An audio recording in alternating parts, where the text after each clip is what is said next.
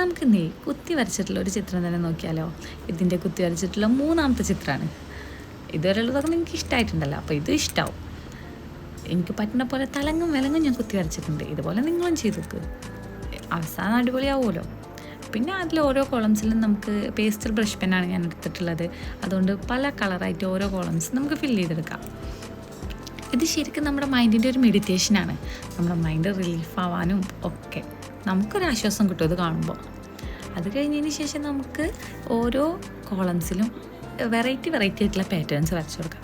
ഒന്നിലൊന്നാണെങ്കിൽ ഒന്നിൽ വേറെ, അങ്ങനെ എല്ലാ കോളംസും നമുക്ക് ഫില്ല് ചെയ്തെടുക്കണം. ഇപ്പോൾ ഓരോരോ പാറ്റേൺസ് നോക്കി ഇതിങ്ങനെ വരച്ചുകൊണ്ടിരിക്കുക. അപ്പം തന്നെ നമുക്കിങ്ങനെ ഓക്കെ ആയി വരുള്ളൂ. നമുക്ക് എന്തെങ്കിലും സ്ട്രെസ് കാര്യങ്ങളൊക്കെ ഉണ്ടെന്നുണ്ടെങ്കിൽ. അപ്പോൾ നിങ്ങൾക്ക് എന്തായാലും ഇഷ്ടപ്പെട്ടാണെങ്കിൽ ഇതൊന്നും നിങ്ങൾ ട്രൈ ചെയ്ത് നോക്കണം. അപ്പോൾ ഇതാണ് ഇതിൻ്റെ ഔട്ട്പുട്ട്. ഈ കുത്തി വരച്ചിട്ടുള്ള ആർട്ട് നിങ്ങൾക്ക് ഇഷ്ടപ്പെട്ടാണെങ്കിൽ ലൈക്ക് ചെയ്യാനും സബ്സ്ക്രൈബ് ചെയ്യാനും മറക്കല്ലേ. അപ്പോൾ ഓക്കെ.